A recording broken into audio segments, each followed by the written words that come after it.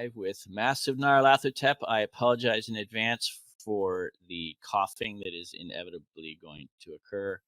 And at least to myself, my voice sounds really weird, so I'm sure I sound nasally or sick or something. It's bound to have happened. So here we are. Deep voice, yes.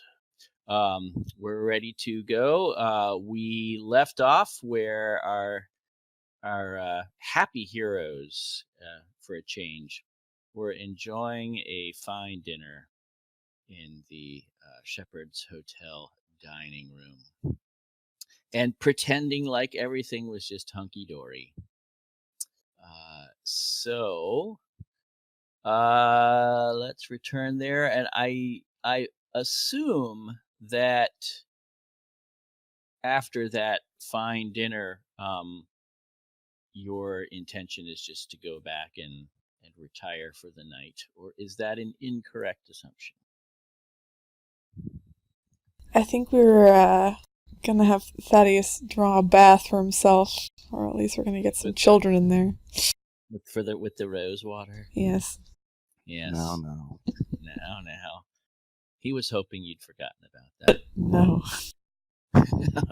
Oh no. Now's not the time to be creepy. Never. Yeah, right. This is Call of Cthulhu. No place for creepy stuff in here. Only wholesome. Yep, definitely. I prefer my tentacles to be farm fresh and holy, wholesome. All right, so then I guess you are retiring for the night. Yes. Okay. So if we go to the calendar for a moment, you can see that you are it will be a Sunday the following day.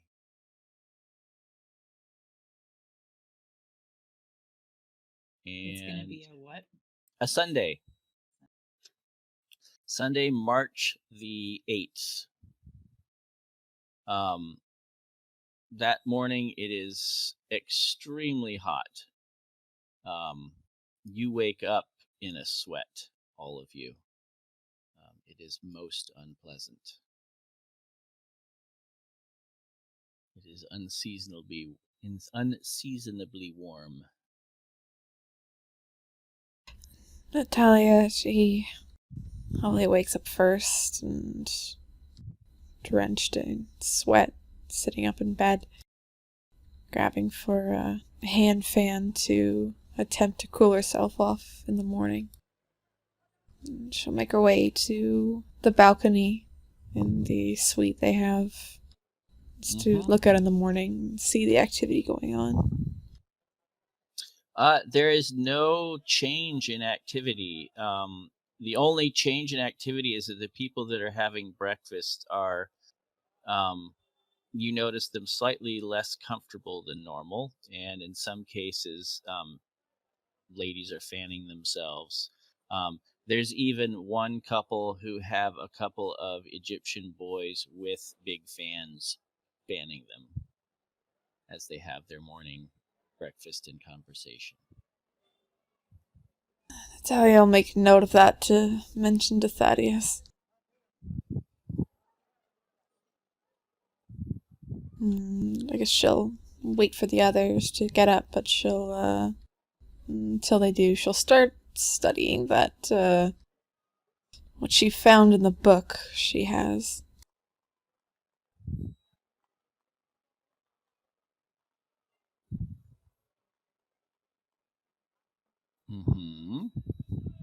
And otherwise she'll just wait. Okay. Go ahead. No, I was just waiting to see what you're assuming. You're assumed to wake up next, Shelley. I think we all agree that Thaddeus is probably the latest sleeper, although the heat might wake him prematurely.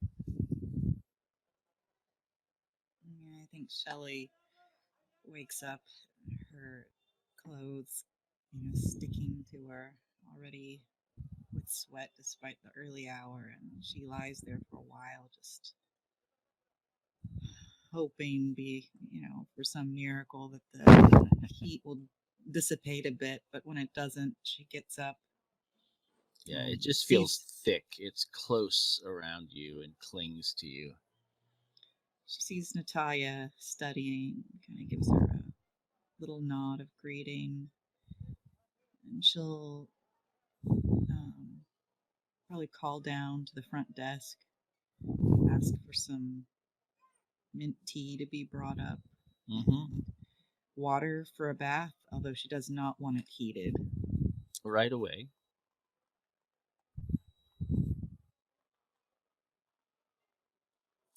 Yeah, there's a little bit of delay on the bath water.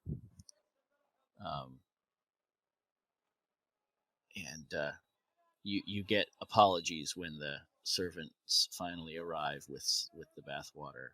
You had to wait about half an hour or so. When the others ordered bath water, did it take that long? No. Mm-mm. She'll ask, it's fine, but why the delay?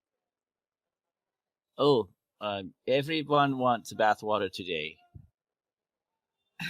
Yeah, I suppose that makes sense. Thank you very much. And they just nod and back out of the suite.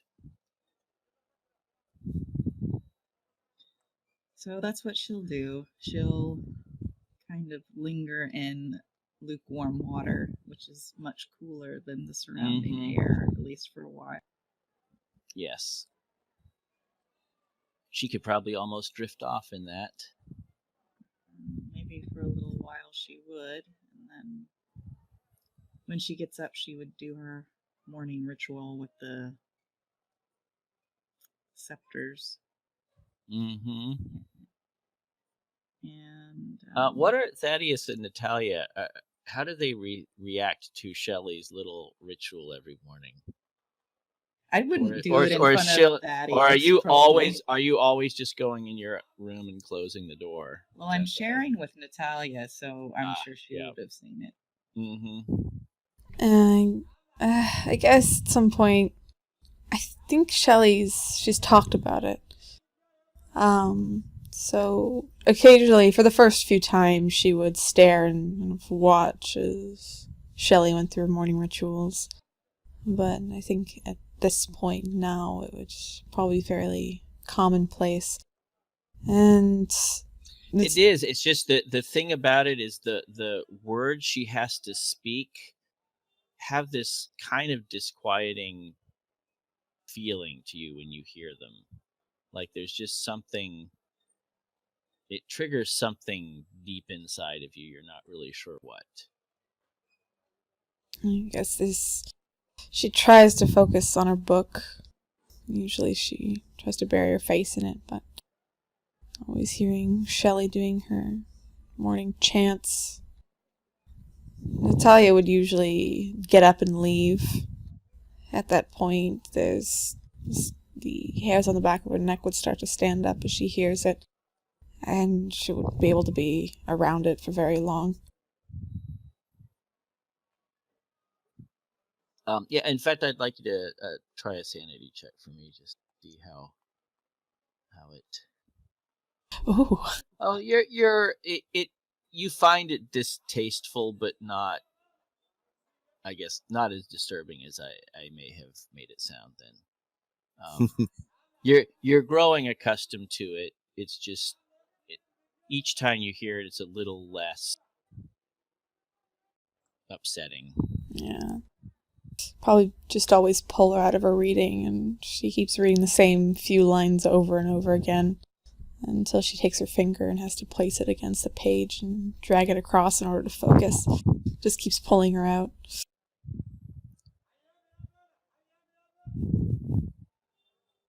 And And I assume you wanted E to come back today, correct? To guide you, or did you give him the day off? I don't remember. Oh, I think we were going to have him take us wherever we decide to go. Yeah, I figured. Okay. and we. So talk you about would a have couple seen places. him. You would have seen him kind of loitering around down with the other guides. He doesn't look terribly, impatient or anything. He's in conversation as usual. He always seems to attract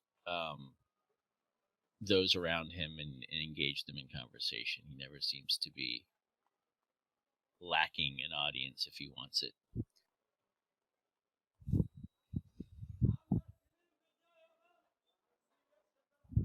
When Shelley finally finishes getting dressed, Thaddeus might be getting ready to wake up. I'd say so. Yeah, Thaddeus would woken up probably that's right around there and fixed himself a drink to kind of get the day started. Drink of water. Oh my goodness! Oh my god. Uh-huh. Make a Constitution check. That might kill him. Uh-oh. You might puke your guts out. Let's see. Let's see.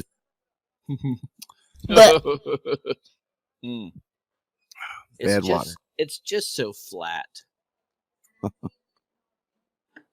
Try the mint tea. Yeah. So after figuring out the water's not going to agree with him, he goes ahead and puts a little of the hair of the dog in his glass. There's tea. They're offering you mint tea. Oh, he's an American. He's not too fond of tea. Feels coffee though. Oh, come on. They fought a whole revolution over So he'll get up and he'll go ahead and get dressed. it. Okay. Mosey on out to mosey around because he kind of seeing what's what, looking out the windows and stuff. and Natalia looks up from her book and looks to Thaddeus, looking around. Did you sleep in your bed this time? Yeah, I rested, but wouldn't call it much sleep. I think the chairs are really what does me in. Maybe I had to keep to them. You're going to have neck and back problems in a few years. Well, that's assuming that we make it that long. It's Kinda like- only, 5 minutes since you've woken up, Thaddeus, and you've already bringing down the mood. I wasn't aware that we were in a celebration type. Ned, but at least give me time to wake up before existential crisis comes about. Well, I mean, we're quite in the middle of the crisis, I would think. This is Egypt after all. Fine. They give you that. And she closes her book firmly and places it down on one of the tables. You might as well get a quick breakfast and make sure our guide isn't waiting too long. Where do we plan on going today? Chile? Oh, she looks up from the book she had started to study a little bit more. She starts scrolling through her notes. I thought that the mosque of Ibn Tulun might be a good place. He thought maybe the people there might be able to tell us more. They were sort of experts on these sort of ancient magics, but not like the cultists. Kind of anti, I suppose. Anyway, if we're looking for allies, we might find some there, or at least people who know things that could be useful. It's Sunday. Do Do Muslims have a Sabbath? I really don't know anything about it. Hmm. It is a good question. I guess Talia will try to think if she knows if Muslims have a Sabbath at all. It's not really a Sabbath, but they hold a communal prayer every Friday afternoon, like just afternoon. So you are 2 days behind. They don't have it today, that's all. No, Sunday is not a special. Well, we might. Not to my knowledge, anyway. Well, if you don't think, well, maybe that's better. If maybe whoever's there might be more able to speak to us if they're not particularly busy. It sounds like a good plan. I guess the other options might be to go look for the Clive expedition, but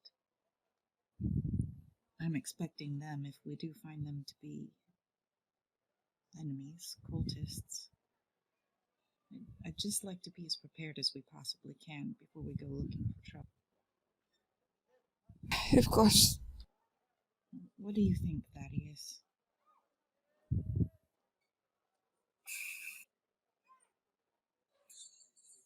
Well, I think that I'm not really sure what to think.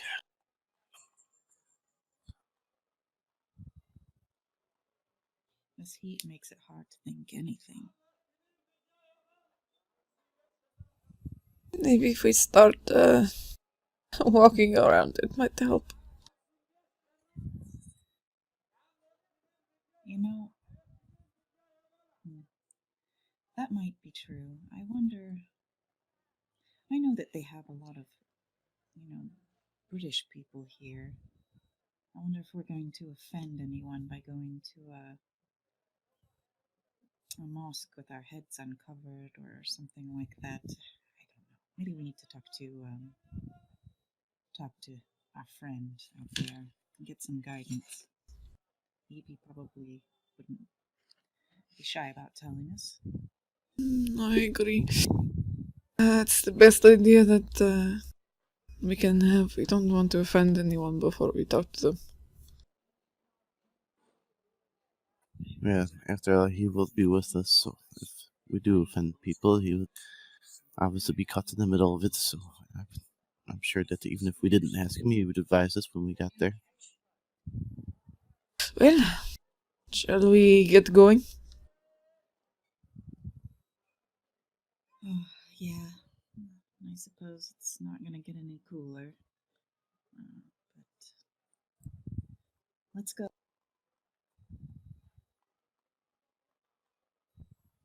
I guess we head out then. All right. Um, so you get outside, and your buddy is, of course, waiting for you. Just 1 second here.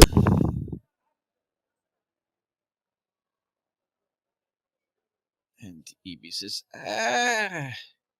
I see the heat has done you in today. Oh my goodness. Yes. It is very hot here.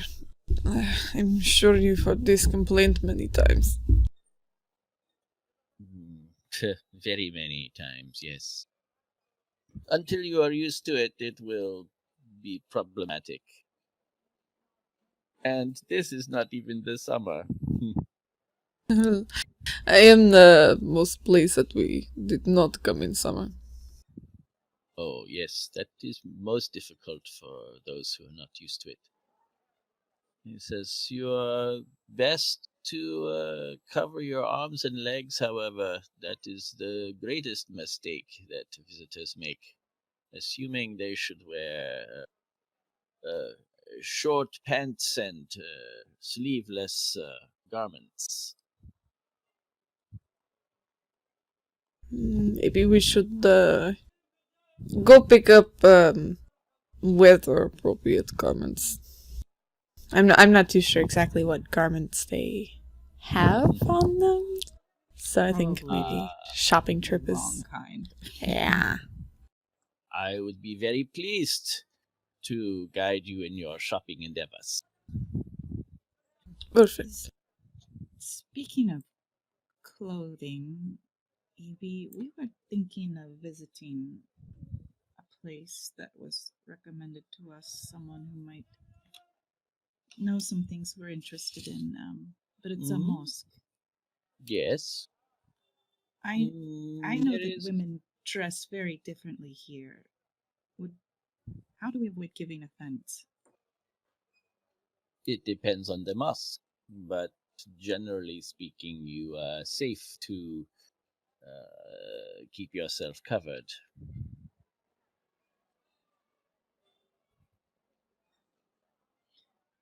Okay. So does the head need to be covered? Yes, yes, yes. Of course. The rest is assumed. Right.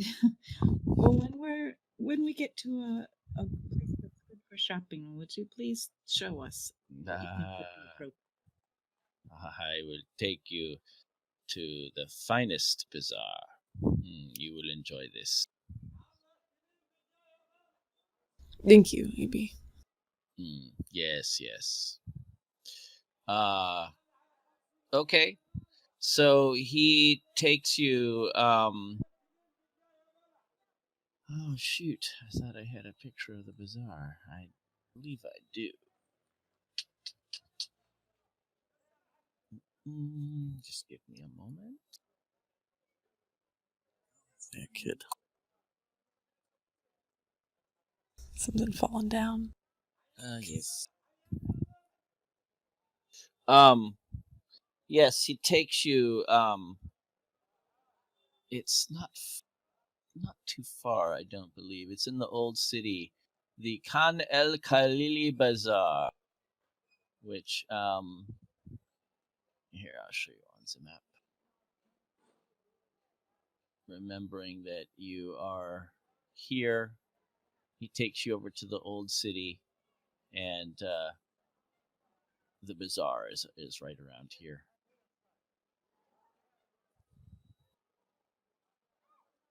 Um, and he will spend as long as you did in spending because you seem to have uncovered one of his favorite things. He loves to show he loves to look at all of the finery. I'm sure it would be very distracting, just so many different things to look at and Mm-hmm. see and eat. Yeah, it is. And there's I mean there and the merchants do not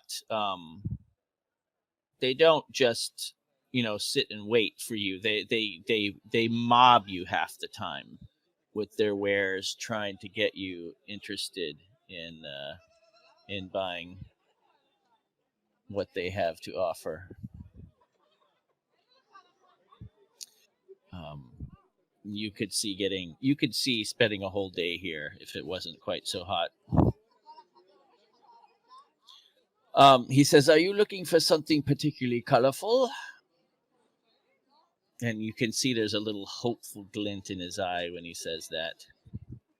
Uh, some colorful things. Also, maybe a few garments that are some things that are new to Shelly. I know that you enjoy the fun, colorful things.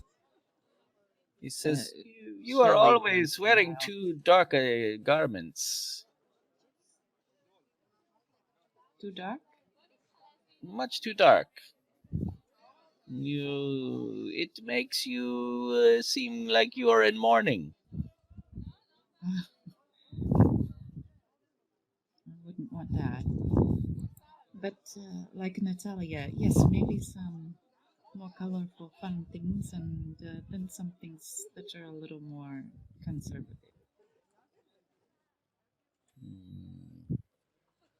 And he sizes up Thaddeus. For the gentleman, And he points out some fine robes for you, Thaddeus.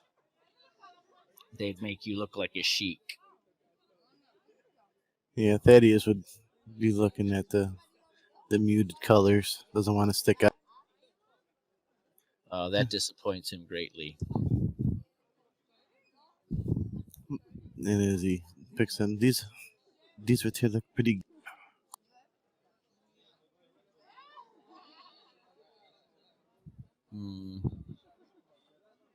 But if you insist. He turns his attention back to the ladies, who seem a little willing to follow his whimsical approach.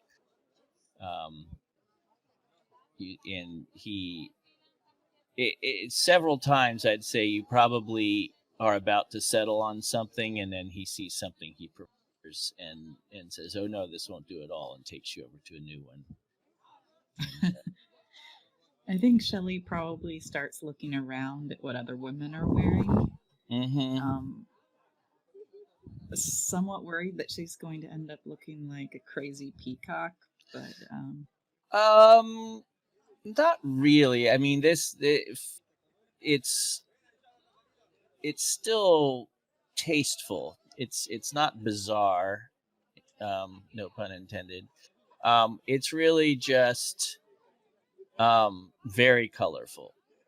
Most of the women going through the market are not wearing bright colors, but the ones that appear probably to be wealthier do. Okay. Well, and there's Westerners as well here. Yeah, she's not interested in what they think, because they probably are not. They're valuing their Western appearance more than comfort. But yeah, she'll point out things that she likes other women wearing, both in the colorful range and in the more muted range, so that they can have a choice whether they want to stand out or blend in. All right. She'll even try occasionally to, if there's a woman by her in the stall, to say a couple words to her in Arabic, like "so pretty" or something. Or I like that. Okay. Yeah, I'm sure you limit yourself to words you think you're pretty sure you know. So yes, you don't make a fool of yourself or tell someone they smell like the armpit of a camel or anything like that. So yes, you get a couple of surprised looks from women, who then say something. One of them says something in Arabic you have no idea. Like, she assumes that you're a native speaker or something, and she just starts going on. And Ibi is with Natalia at the moment, showing her something, so he's not there to rescue you. Yeah. Shelley would have memorized the word for slow and a phrase that means "I'm a beginner." Yes.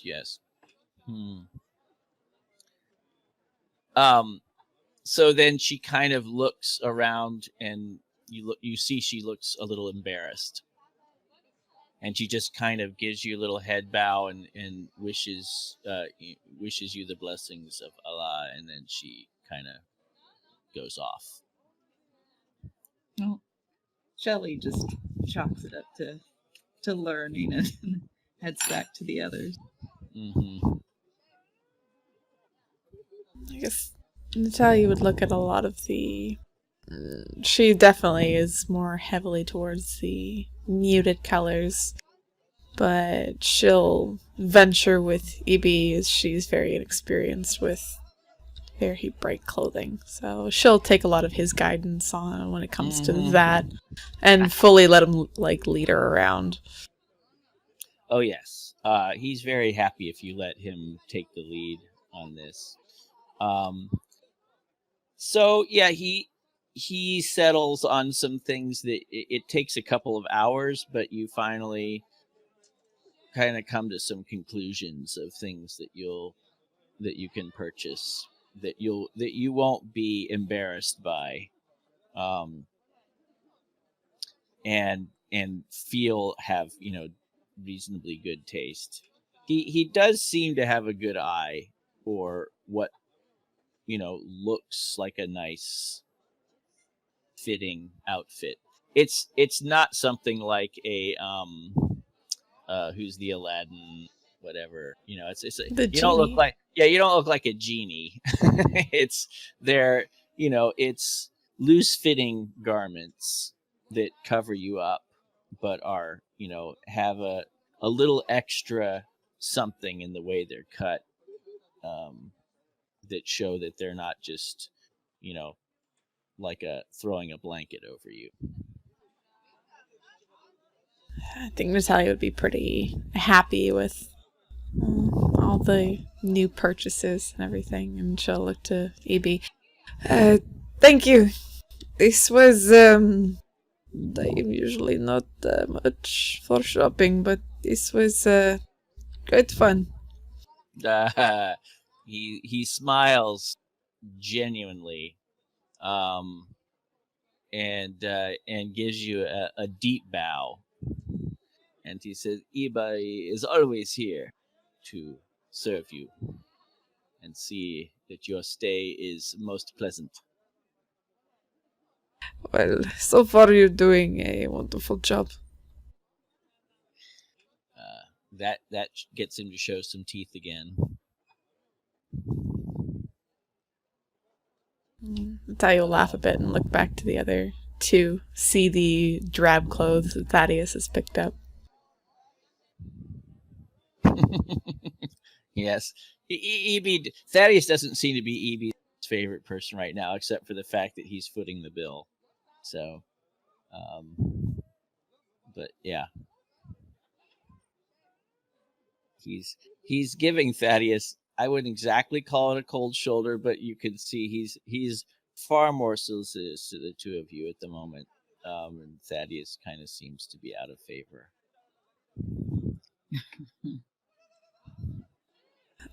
Talia looks down to kind of all their purchases and looks back between Thaddeus and Shelley. I think we should drop these off at the suite there and maybe do something else for the day. Drop them off. Think you must put them on. Go home and Oh, place them. Put them on. They are perfect for a day like today. oh, of course, of course. I apologize. It was implied. Very well. Um, Come, I will take you home. okay, Evie, is it customary to bring a gift when you're visiting someone new, or not? Not at a mosque. If it was a man's home, yes, that would be very customary. I see. Okay. Mm. You can always give a donation. That is always looked upon well as a Shelley looks at sign of your Thaddeus. faithfulness. He's a very faithful man. Oh, that I am. That I am. Well, yes, I'm actually a little excited to try these on.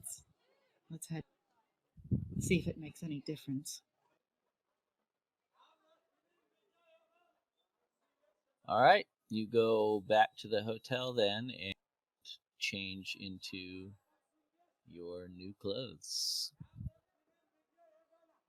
Um,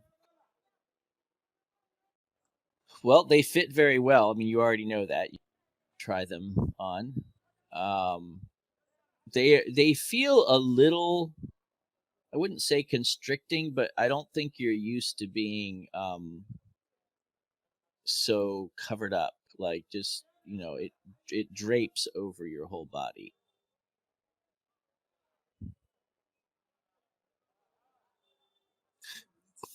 Perhaps we should have gave these a proper delousing. Do they feel lousy? No, they do not. Evie would never take you to such a disreputable doll. Yeah, those bugs, they get everywhere if they get the chance. Yes, I think I see one here, Thaddeus. And she kind of pokes it aside a bit. Maybe here. Laugh now, but when your head starts itching. Oh, we'll laugh now. Because you're in the same boat. True, but I couldn't get the very close haircut. I mean, we could do and just, we could just wear hijabs. No one would know. Yeah, this is true. And as he's looking at the guard, kind of brush some stuff off what he sees and going through it. Huh. Oh well. I imagine they're all over the place in the hotel as well. Yes. Why Yeah. did you have to say that? Now I'm itching and I know there's nothing there. It's better to be cautious. Better to be itchy. Well, maybe she does have the louse. Shelley just shakes her head and says, Let's go see if it feels any better outside.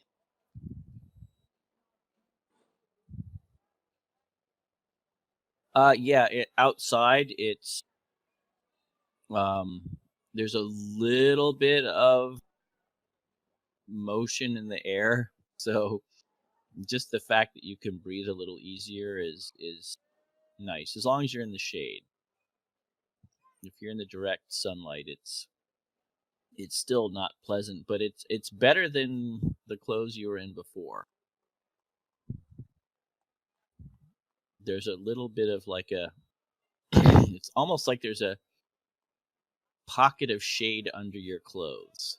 Well,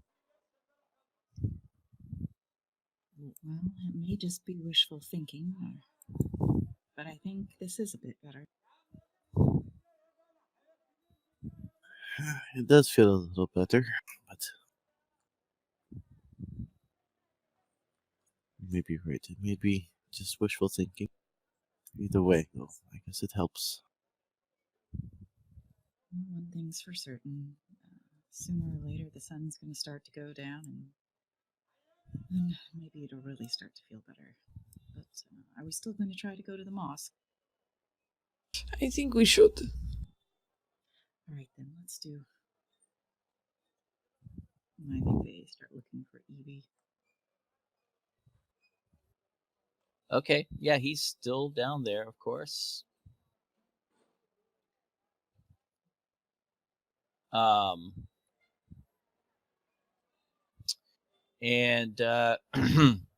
you rejoin him, and he says, "You are still in the mosque, no?"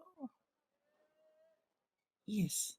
And Shelley looks at her notes again to make sure she says it right. The Mosque of Ibn Tulun. Yes, yes. It is some distance on the edge of the city. It is it is an interesting place. How so? uh, it is a refuge for those who are touched by Allah, you might say. Oh, I think I understand. Well, consider us forewarned, but I think we still want to go. Yes, yes, of course, of course. It is a beautiful place in any case.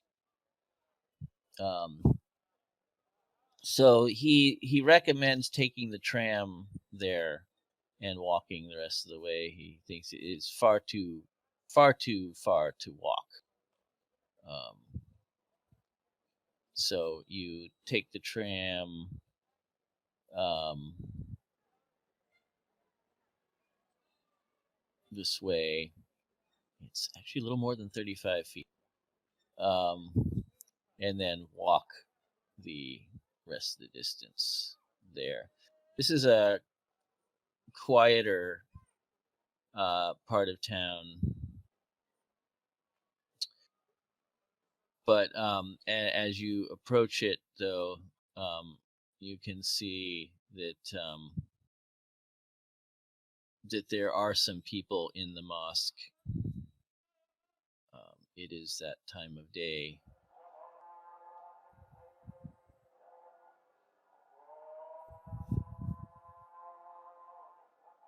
And he just smiles and says, if you are not intending to participate, we would be best to remain outside until the prayers have finished.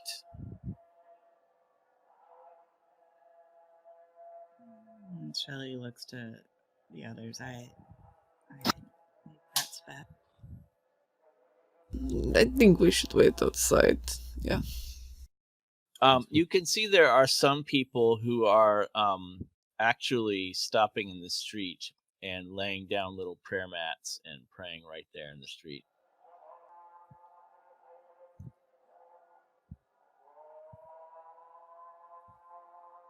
And you start to wonder if you're the only ones after a little bit.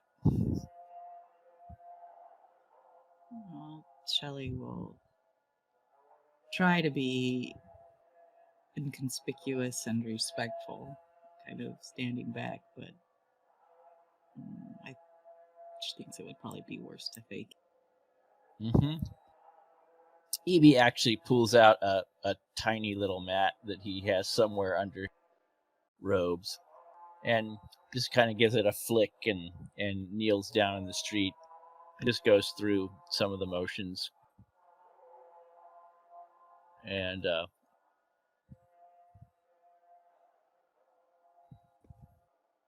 you notice who would like to make a spot hidden check? I will. Let's do it. Yeah. Mm-hmm. Nice. You notice as you're kind of looking around, there's a kid, like a young teen, who's like half a block down, and he's just kind of staring at the three of you.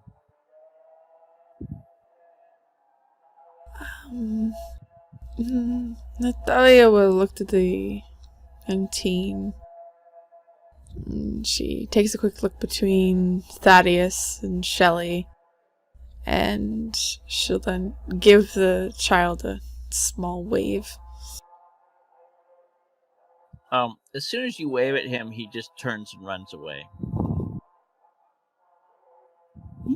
And Shelley turns. Who are you waving at? I assume it is either a small child who is a teenager who's confused as to why we're not going through the prayer motions, or but he is not either. Or it's someone who is Sharon leans closer to Shelley and Thaddeus, so hopefully Musa doesn't hear. Maybe someone who is paying the child to follow us. We should keep eyes out.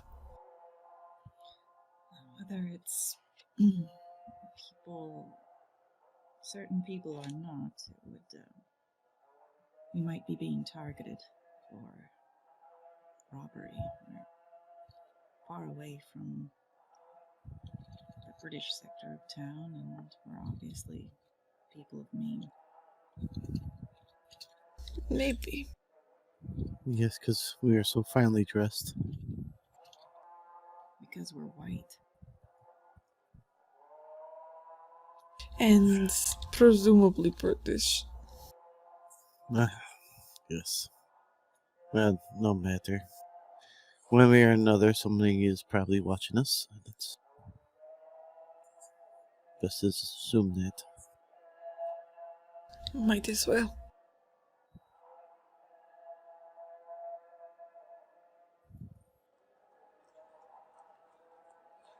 Shelly looks at Evie, and he's just still praying, right? Mm-hmm. And just like that, everything stops. Everyone gets up, folds up their little mats, and goes about their business again.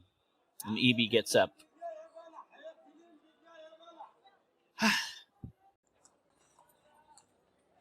How did they get here? The tram.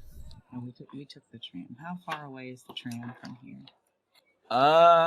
It is about Mile-ish. not quite a mile. No, it's more like a little less than maybe half a mile. Probably feels like more. Maybe we should take a different way back to the tram. Good idea. Yeah. I think- Oh, sorry. Go ahead. I was just going to say, I think they just kind of wait for the people to kind of file out from inside the mosque. Yeah. Okay, that makes sense.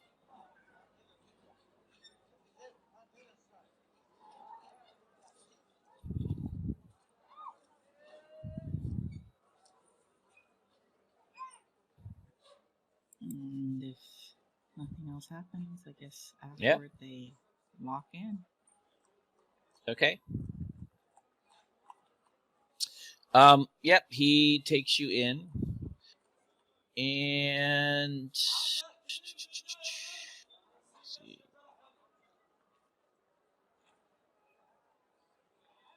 Once you come inside, it's much more quiet.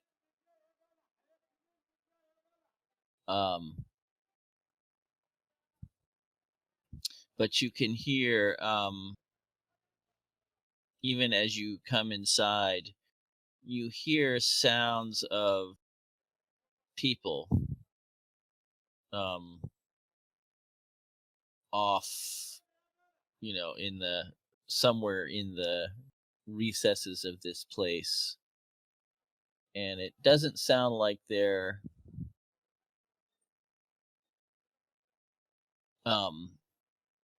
mentally healthy, let's just say. I gotcha. Oh gosh. She bites her lip. I wonder if anyone here speaks English. EB says, not to worry. If they do not, I am here to translate. Yeah, of course. And she gives kind of a weak smile at that. Mm-hmm.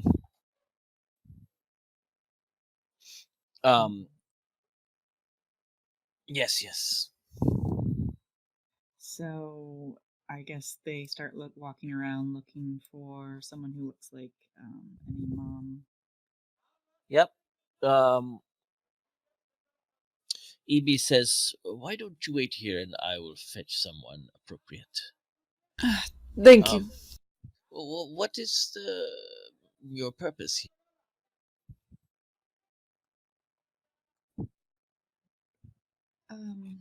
Well, we were told by someone we met, a scholar, that there were things, historical legend, things like that. That there were people here who were more expert in it. Very well. You will want someone with a more scholarly bent.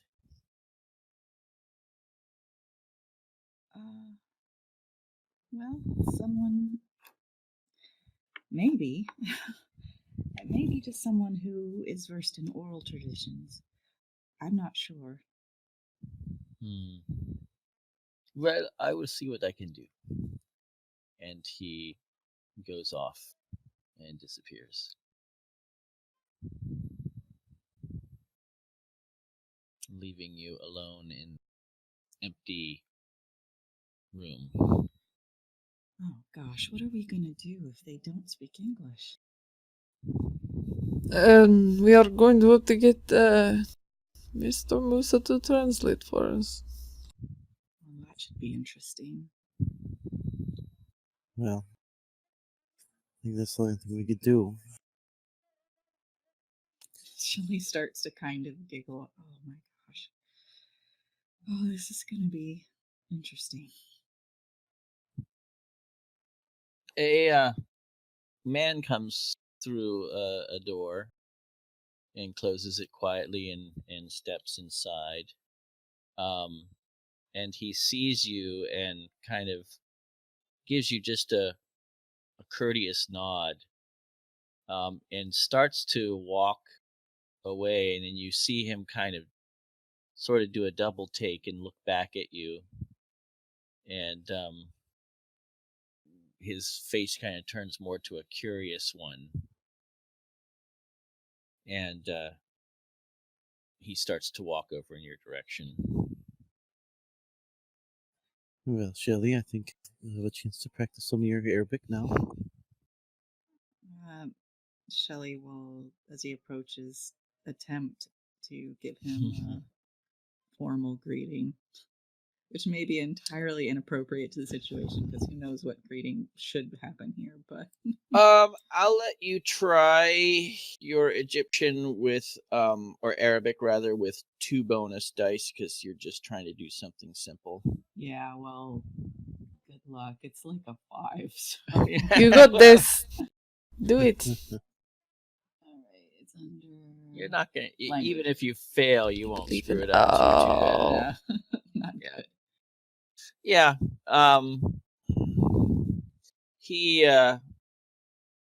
He says he when you speak, he just gives the 3 of you more of a, I don't know if I'd call it a hard look, but he doesn't look overly friendly.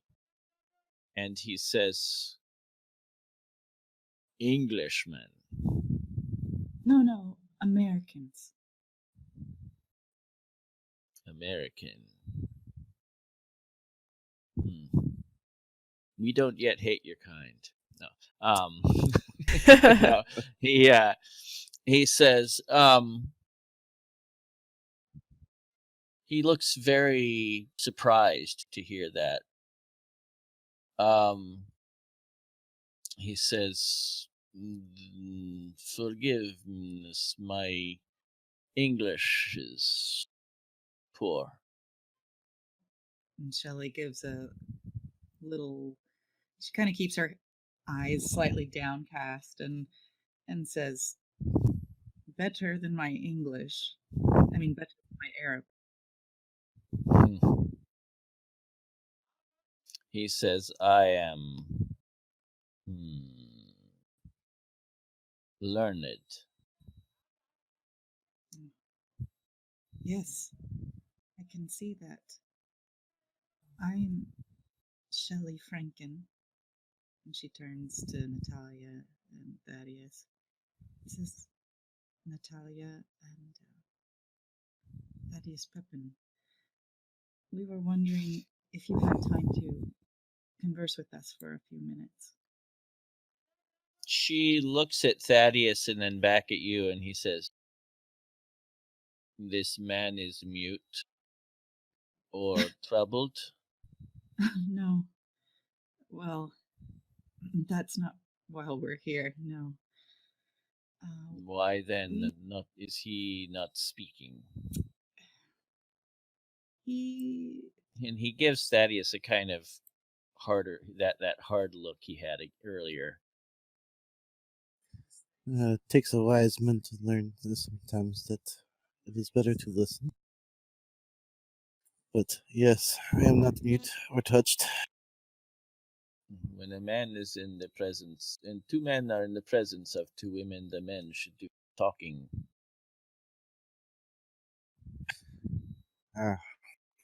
Yes, I guess that would be the custom. But I assure you, they speak on my behalf, so they're allowed to. Very English. He turns back to Shelley. You are here to see this beauty?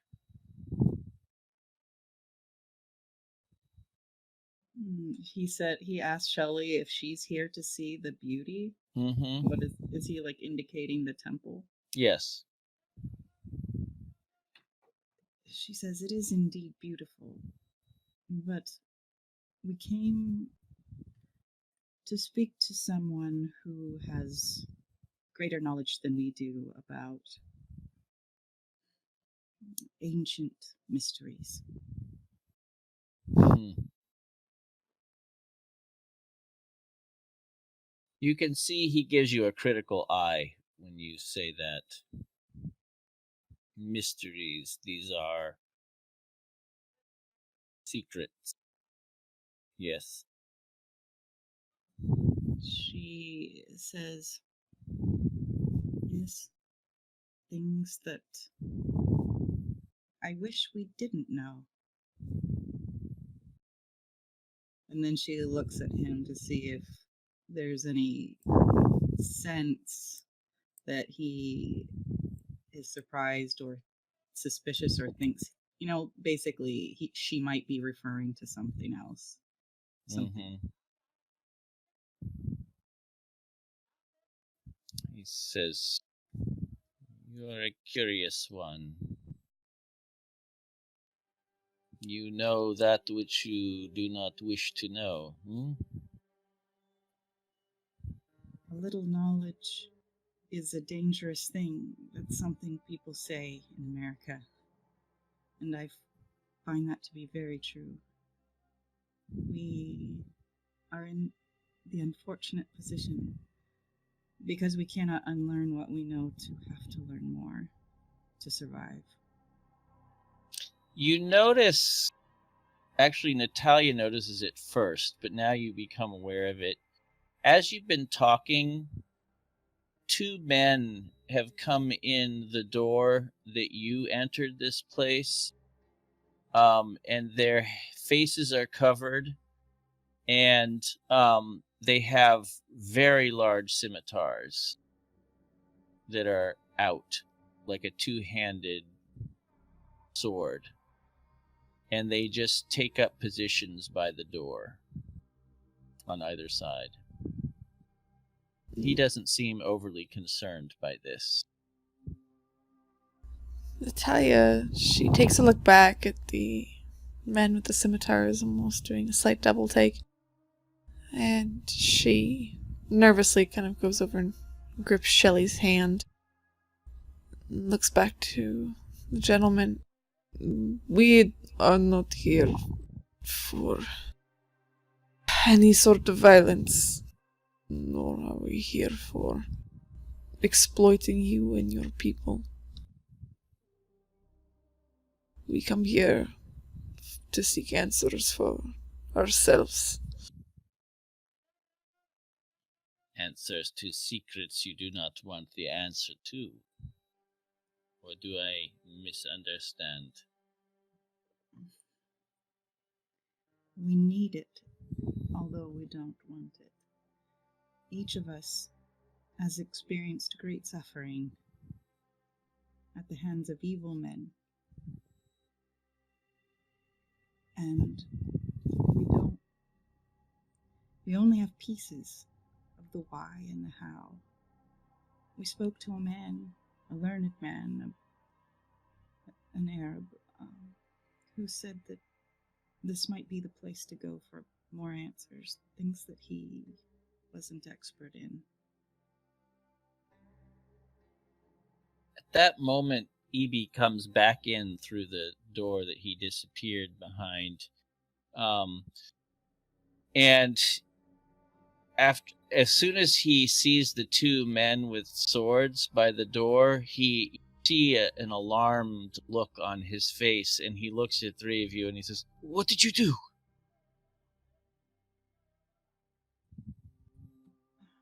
Shelley shakes her head. Evie, it's gonna be okay. We're just having a conversation. And he actually almost ignores your answer when he sees this guy, and he turns to him and he just kind of gets on his knees and kind of bows in front of him. and he just watches. This man has been kind to lead us around the city, but he does not know anything of what I'm speaking.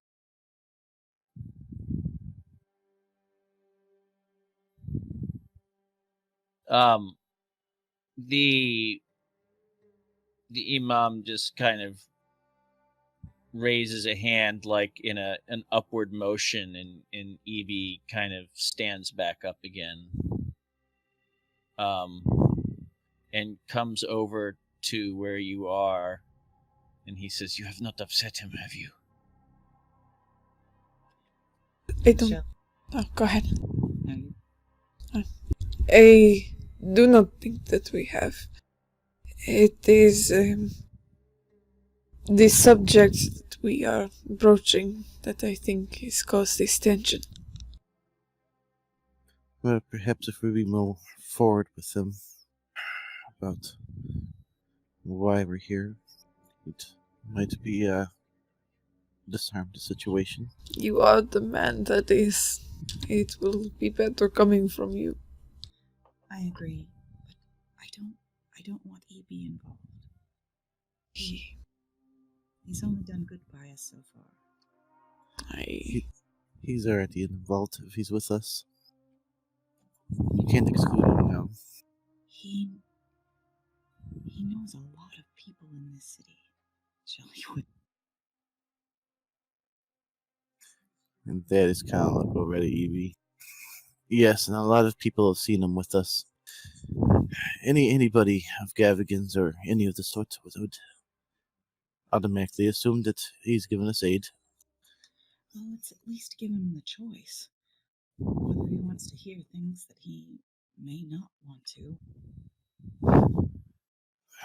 You see him, you hear him interrupt you, and he says, "Secrets indeed." He says, "You wish to discuss things, or you may leave if preferring to that." What we do was discuss things, and he'll kind of look over at that one and look back to Evie. Evie, if you don't want to get involved further, you can step outside if you wish. He turns to the imam and he says something in Arabic.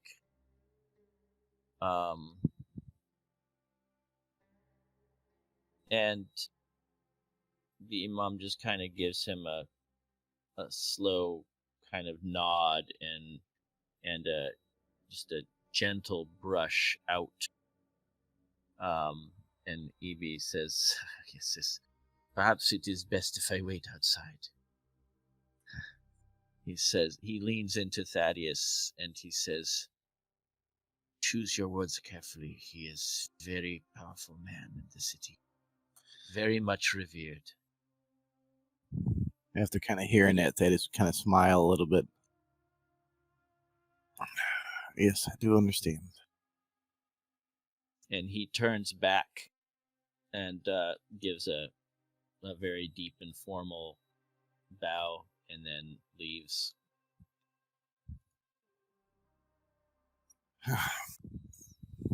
Sometimes it's best to exclude some from these secrets that may make them a little bit more problematic. I hope you don't mind that I tried to excuse him. I don't want any harm to come to him as a result of our conversation.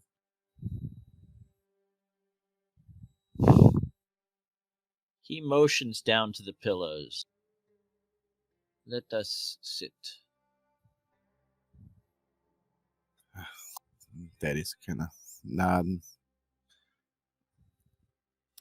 find himself a comfy pillow that he'd like to sit on and wait for Shelly and Natalia to sit first. And you're very aware of the two men with the swords behind you. They could get to you in about 5 seconds or less, and you have no doubt they look very competent. They could probably lop your head off very short order. So I'm guessing you kind of wondering why we're here, but at the same time, maybe know a little bit. But I am just going to go ahead and be forward and start what we know. See, one of our friends was killed not too long ago, and which led us onto a, I guess you could say, not so adventurous adventure. Um, but basically, why we're here now is if you heard of the Black Pharaoh, I presume. His eyes narrow when you say that. What do you know of that accursed thing? And now we are going to take a short break. Oh no, Dun dun dun. we're Has to going go to get die. his scimitar. I believe it's actually called a tulwar, big two-handed herbs. The We head. don't know the difference. Yes, it lobs off heads. It's all. It's a knife. It's scary. It's a big knife. A giant That's knife. not a knife. This is a knife. Good old Crocodile Dundee. I see you've played knifey spoony before. We need to go to Australia next. Yeah, no matter what. No, we're not going to Australia next. Everything there is designed to kill you. Not here? No, did you say Australia next? Yes. No. Yes. Thaddeus. We will die in Sugar- Australia. Sugar Daddy Thaddeus. Please. Got beaches. Yeah. We will die And babes. anywhere we step foot. So many babes. You can call us Sheilas. Yeah. And cunts. They're only a few years past being prisoners. Ooh. I'll be right back. The whole continent is designed to kill everybody who steps foot on it. It's killing itself right now. Yes, I mean, Aw. that's what it does. Sad. Those koalas thought they were safe.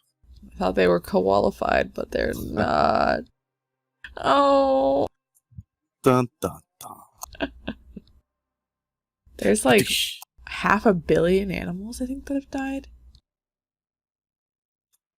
Well, yeah, it's about big continent, lots of fire, lots of well, I can't say inhabited, but less dense areas that hard to get word out about fires and stuff. So Not even just that. It's like it's fires to the animals. They have animal news, but I was watching this video and it was awful. It was like this person driving along a road and they had their camera out to the side where this field was, and all along the field, like there's just like I think like dead sheep and dead cows, just like laying. There's dead horses, just like fucking tipped over. So many. It's awful. Yeah, it really is. This is a very happy conversation. Sorry, I missed that. Oh, it's probably for the best, talking about Australia and dead animals and how Yeah. sad it is. Lovely. Yeah. Back to All right. Cthulhu. Back to Cthulhu. All Happier right. things. Okay. And I am back, and we are continuing. Okay, so back from the commercial. He says, "Why do you mention this accursed name?" well, just by you saying of curse means that we're kind of in the right spot. Well, long story short, people who are associated with that, what I am assuming is almost like a cult following. Well, now they're trying to kill us. Why would they try to kill American people? What have you done to anger them? Well, it's more of it starts with our friend who was killed. I guess he discovered something they didn't like, And then, of course, then we stumbled upon them in New York. And then we followed them to Britain. And then, of course, now we fled the island and ended up here. You are saying the Brotherhood is in New York and in England? And I'm assuming other places as well. Their numbers are pretty far and wide. You can see he kind of is momentarily lost in thought when you say that. But then his eyes fix back on you.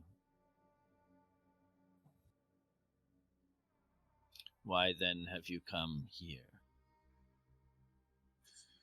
Well, I assume like anybody who's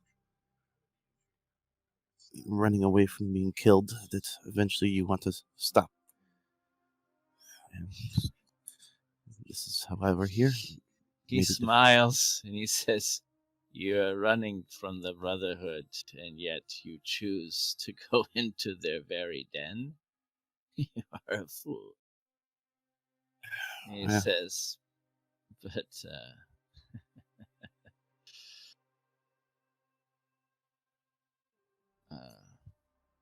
no, go ahead. You were going to say something." Well, we figured that instead of decidedly, getting killed by them, we'd try to put up a fight. And then hopefully the heart of the matter is here, and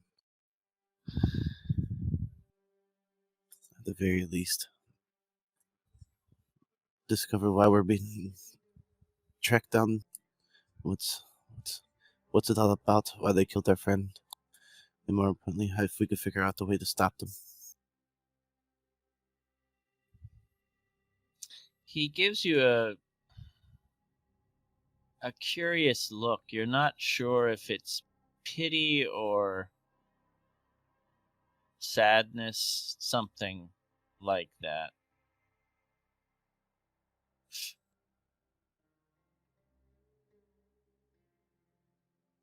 I mean, I assume that you're not too fond of the group as well. He says, "They are the very heart of us." So, has anybody tried to stop them before? They have been stopped many times. And he gives kind of a rueful smile, which isn't really a smile.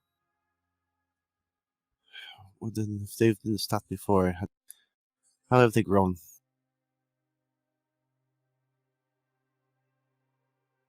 Seems like everywhere we turn, there they are. Yes.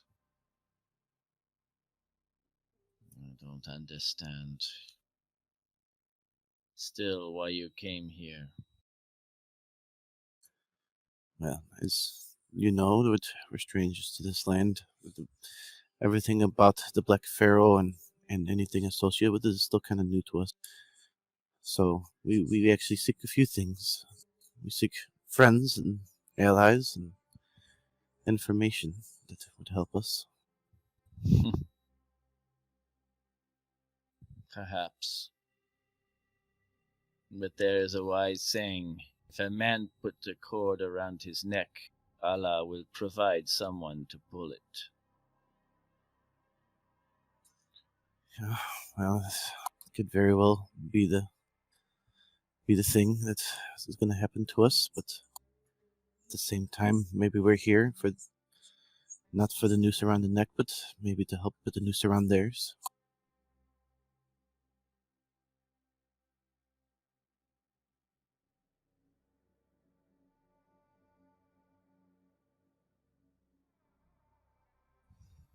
He looks up at the two guards and speaks something that you and Shelley, you can try Arabic roll to see if you can understand. Not unless it's really easy.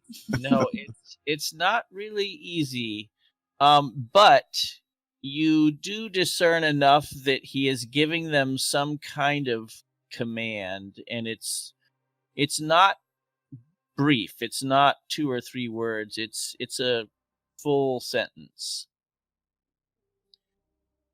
And you kind of naturally look back over your shoulder to the two of them, and you see the two of them start to advance toward you and lift their swords. Shelley shrinks back instinctively, glancing at her companions with alarm. Nothing really she can do. I mean, she grab a pillow to kind of hold in front of herself protectively. Thaddeus, Natalia, what do you do? I mean, you could easily follow the eyes of Shelley and see these two. They will be very close to you within a second or two. There's not a lot of time to choose how to react. Thaddeus will stand up and turn towards them. I mean, that's the only thing he can do. Yeah. He's armed, right? But he's not going to want to pull out the gun. It's because it's futile. Natalia, she gets in front of Shelley. Wait. Thaddeus, so it sounds like Thaddeus, you're not resisting. Yeah. I don't see any, like, there's no options. Like, he's going to get in defensive posture. So if they swing, he might, he could maneuver. Make a power check for me, please.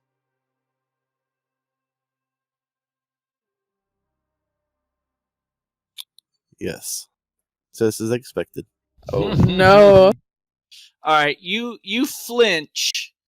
The sword does come down, but stops inches from your head, and you kind of instinctively have flinched back and taken a defensive posture. And the one that approached you two, Shelley and Natalia, the sword comes up but never comes down. But you two are kind of like, Shelley, you have a pillow up, and Natalia, you have a what did you say? You're kind of scrambling. No, she's basically shielding Shelley at this point. Oh, okay. Well, I think as they come near, though, Shelley was holding the pillow in front of herself, but then seeing Natalia try to get in front of her, she realizes that Natalia can get hurt a lot easier than she can.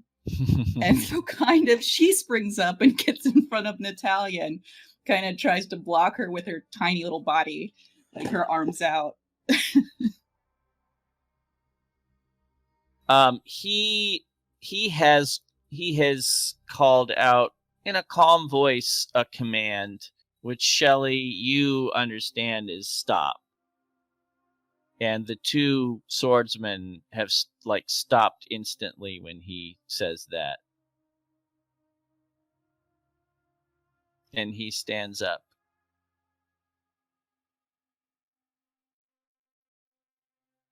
He says, I am Ahmed al-Dahabi, and I believe we are well met.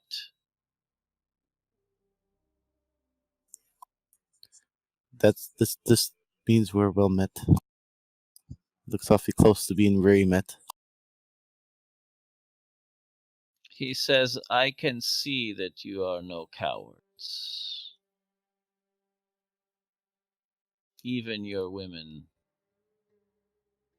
there is a bravery in them, courage.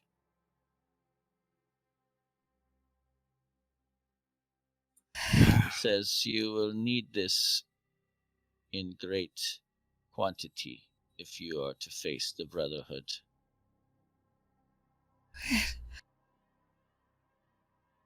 Even if we had a choice, who else is going to do it?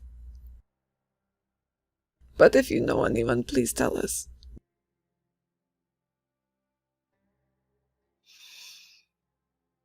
He says, I am very occupied at the moment. And you've noticed that his English has gradually gotten better over the course of the conversation. It seems he's not quite as halting with English as he first appeared.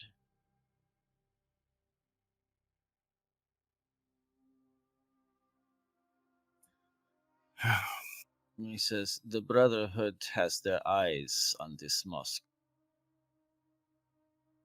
If they are trying to kill you, I have no doubt they have observed your arrival. There was a teenage boy outside. When everyone else was praying, he was watching. He just nods.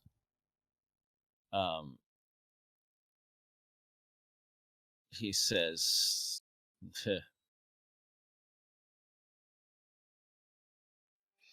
this is not surprising. One can never know who will fall prey to the temptations of the Black Pharaoh and his queen. Is she... Necrotis. You know the name. We know that she's been stolen. Or disappeared. Yes. It's the Not disappeared. She has no doubt been stolen by the Brotherhood. Of this I have no doubt.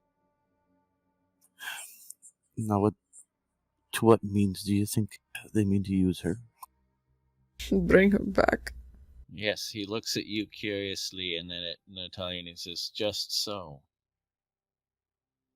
If she were to live again, it would greatly strengthen them.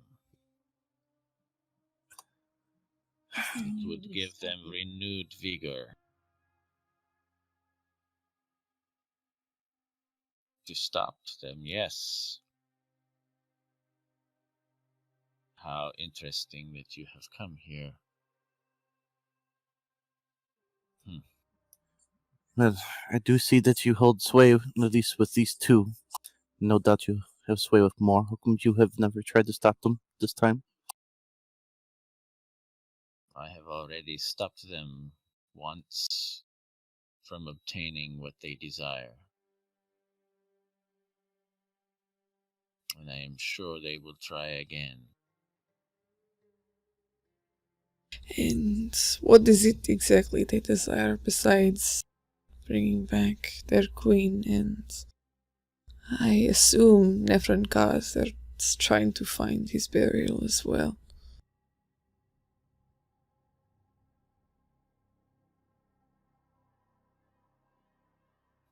To bring her back, they need her items of power. And they are not in possession of all of these items. Perhaps not even any of them. But I assure you there is one they have not touched.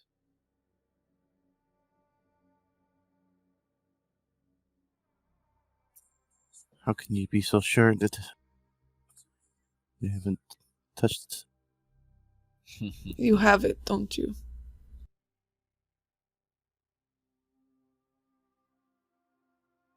You are correct.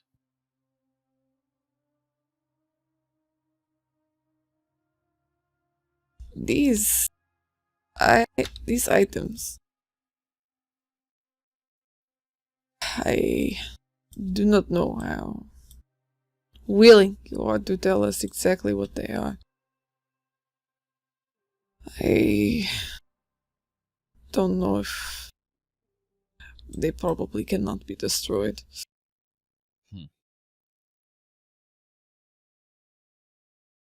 I have been watching your eyes as you speak.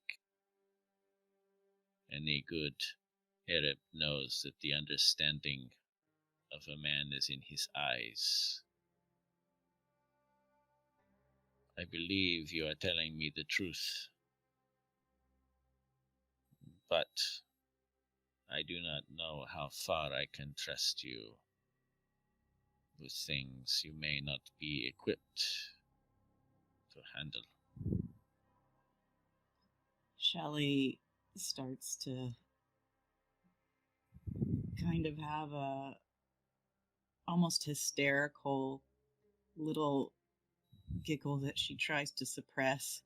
Like, it's not funny, it's just what he like, that he thinks he can tell them something that will shock her. I'm sorry. That's we have seen things. I've seen things. I don't think that you could surprise us or tell us something that could disturb us more than things we've seen.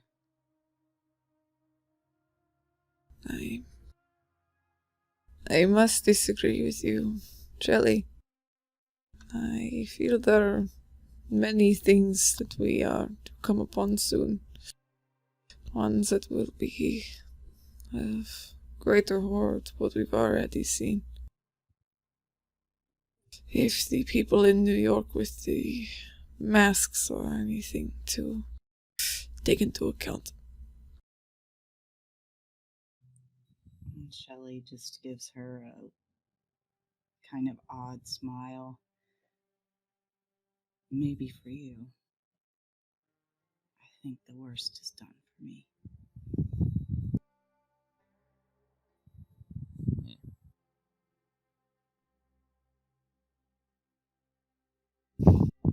Thaddeus is just looking at them quizzically.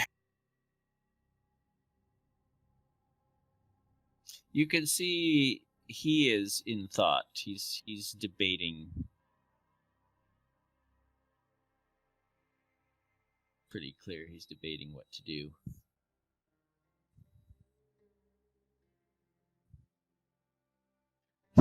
Maybe a bit of trust goes both ways, right? We know some things about them in Egypt. Maybe you already know about them. Even if you didn't decide to help us directly, maybe it could help you if you knew. Well, if this was any sort of new information for you, some powerful people who are involved with that cult.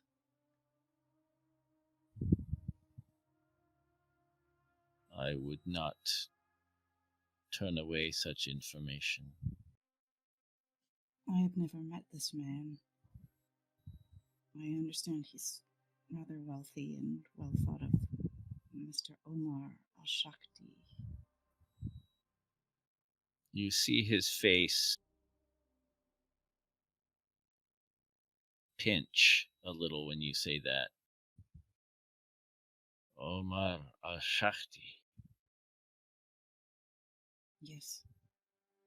His eyes narrow. You are sure of this? She thinks for a minute. She pulls out her journal and the letter that she's got folded in there from Gavigan to Shakti. Do you read English as well as speak it? He puts out his hand. And she gives him the letter. The man who he's corresponding with, he's the head of the cult in England and possibly other places as well.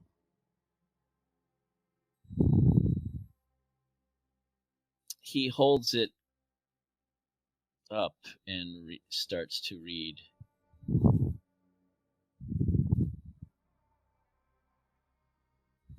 This is his handwriting.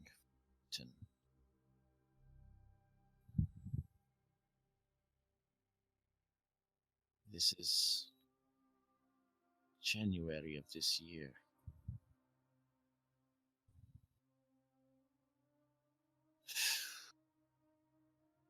This is most disappointing. Are you acquainted with this man?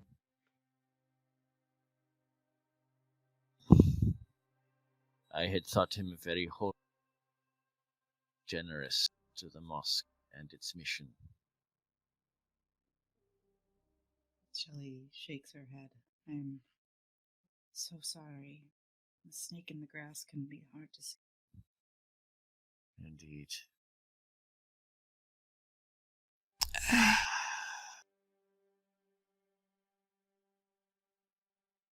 It says, do not be deceived by the whiteness of the turban. Soap bought on credit.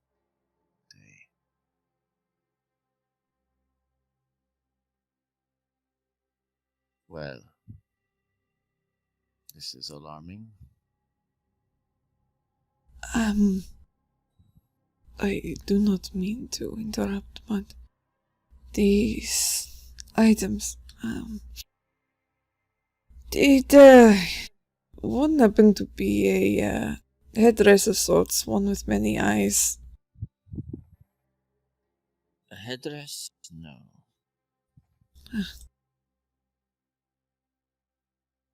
Good.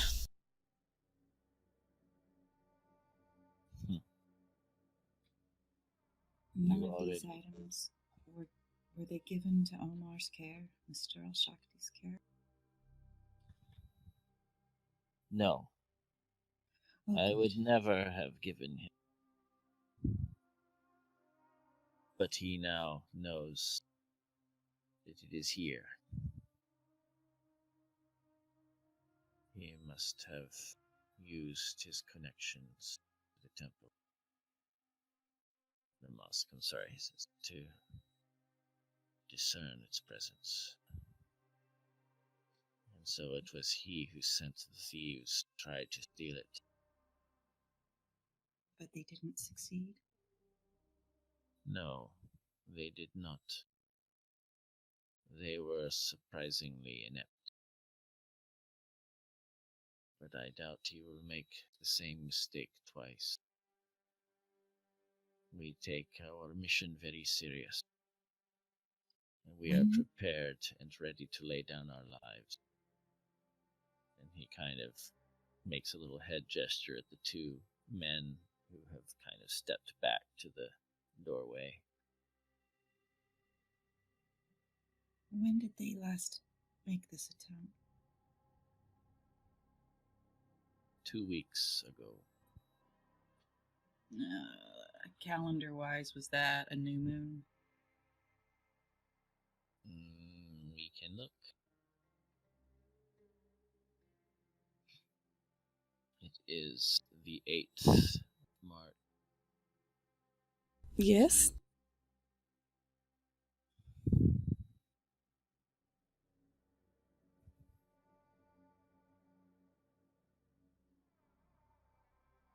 Yes, what do you say?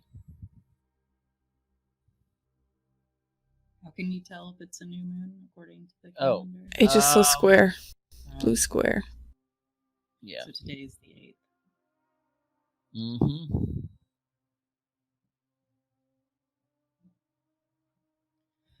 Oh, goodness. Well, that makes sense. They do tend to act on the new moon. That's what we've observed. Yes. When the moon is hidden is when they awaken and bring forth things into the night should not be.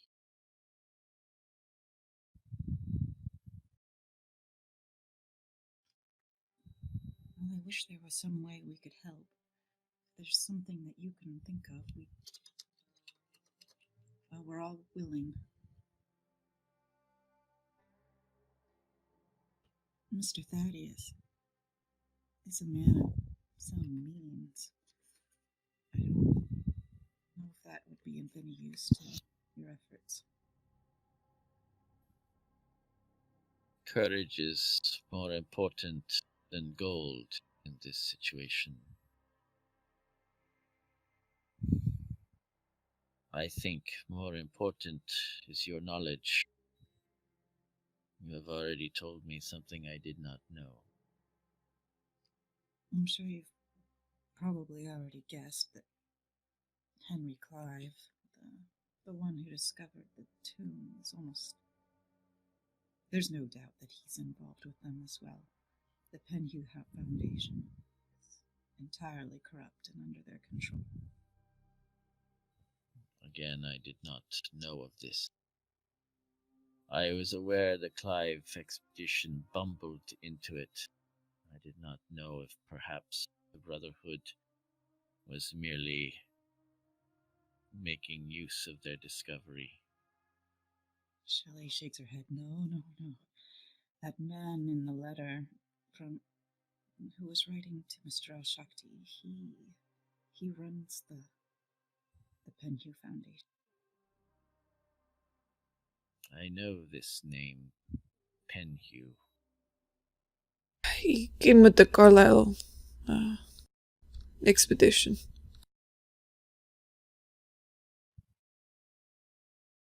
He thinks the name is familiar to me, but I cannot say why. The Carlisle expedition, we are sure, were looking for the same things, though at least some of them were hapless white men tricked by, at least I assume, one of the agents of the Brotherhood, a woman.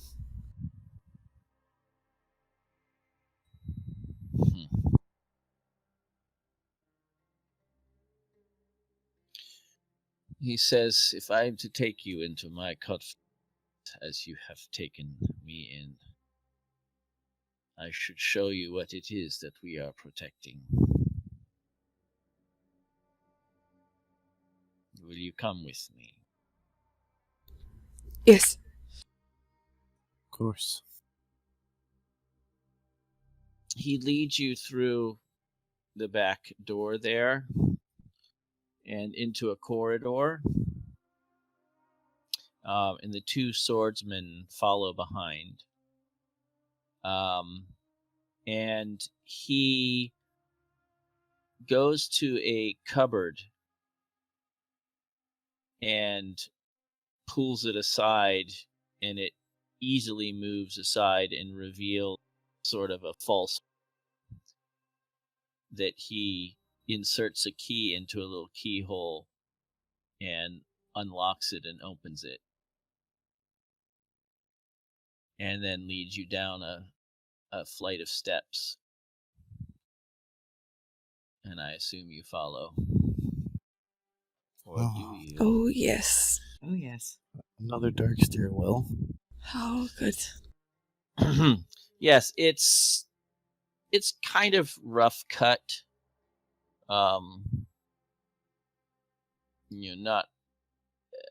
Not too well fussed over. But as when it flattens out about 30 feet down underground, the walls and the flooring it's much more finished, more finely finished. And he leads you into a chamber, and you can see inside the doors there are two more swordsmen that are standing there flanking the door. And in the center of the room is a stone slab, and on that slab you can see something glittering, some finery of some kind, jewelry or something.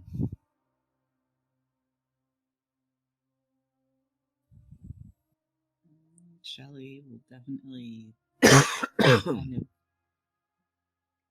come forward warily a little, but also eager to see what it is. Okay. Yes, you see it. It looks like an article of clothing, and you can, when you look at it more closely, you can see, this isn't a great picture, but it's the closest I've got. It's like a jeweled girdle of some kind.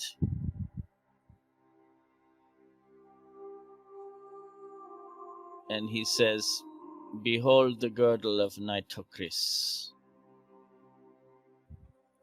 the cursed queen."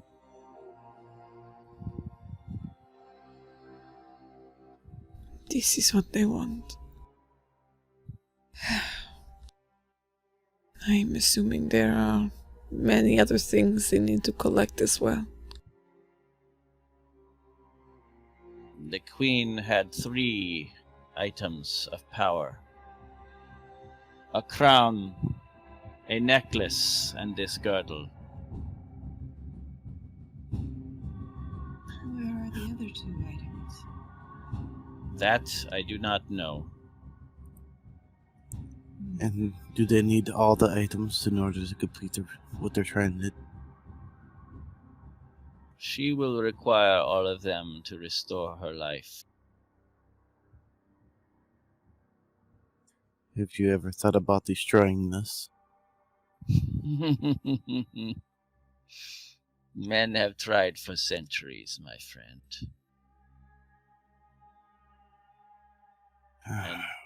And there have been her descendants who have tried for centuries to find it and recover it. Those of my order have protected it for centuries, generation upon generation. We've seen that these people have knowledge.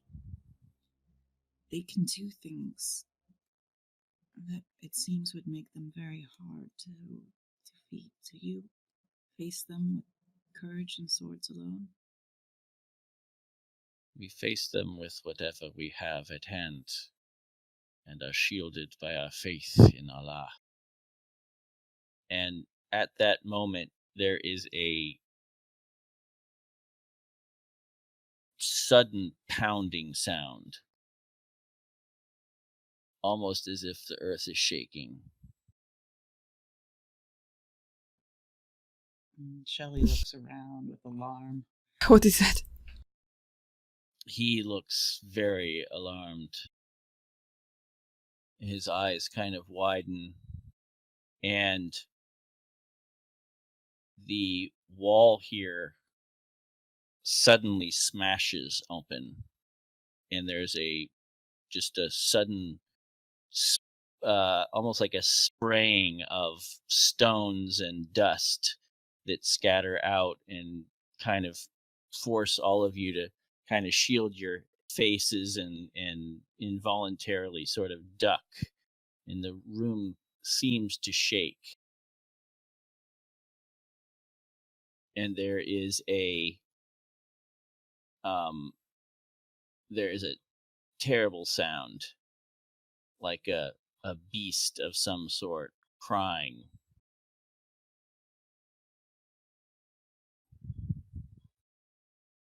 Can we see what it is, or just the dust and the rubble?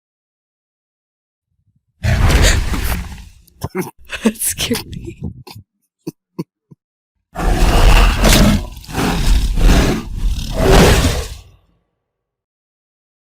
And that's where we're going to stop.